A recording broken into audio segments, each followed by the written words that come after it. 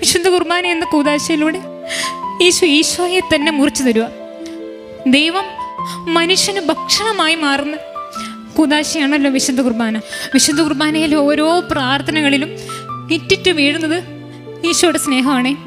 ഓരോ പ്രാർത്ഥനയും അർത്ഥമറിഞ്ഞ് കൂടുന്ന സമയത്ത് അനുഭവിക്കാൻ പറ്റുന്നത് പോലെ ഈശോയുടെ സ്നേഹം അനുഭവിക്കാൻ പറ്റുന്ന വേറൊരു സമയമില്ല കേട്ടോ. ഈശോയുടെ സ്നേഹത്തിന് ഒരു മാനദണ്ഡങ്ങളും ഇല്ല. പാപിയാണോ? സാരമില്ല. 100 എണ്ണം ഉള്ളതിൽ നഷ്ടപ്പെട്ട ഒരെണ്ണത്തിന് തേടി വരുന്നതാണ് നമ്മുടെ തമ്പുരാൻ. കുറവുകളൊക്കെ ഉണ്ടോ? സാരമില്ല. നമ്മുടെ എല്ലാ കുറവുകളെയും നിറവുകളാക്കി മാറ്റുന്നവനാണ് നമ്മുടെ പൊന്നു തമ്പുരാൻ. ആത്മാർത്ഥതയോടെ പ്രാർത്ഥിക്കാൻ ശ്രമിച്ചിട്ടും ശ്രദ്ധിക്കാൻ പറ്റുന്നില്ലേ, പ്രാർത്ഥിക്കാൻ പറ്റുന്നില്ലേ? സാരമില്ല. ഹൃദയങ്ങളെ അറിയുന്നവനാണ് നമ്മുടെ പൊന്നു തമ്പുരാൻ. ഇനി ജീവിതം മൊത്തം നാശമായോ, എല്ലാം ഒരു ഹോപ്പും ഇല്ലാതെ എല്ലാം നശിച്ചിരിക്കുവാണോ? സാരമില്ല. ഈ അൾത്താരയിൽ ഇരിക്കുന്ന ഈ കുഞ്ഞപ്പത്തിനുണ്ടല്ലോ എല്ലാത്തിനോളം ഉത്തരവുണ്ട്.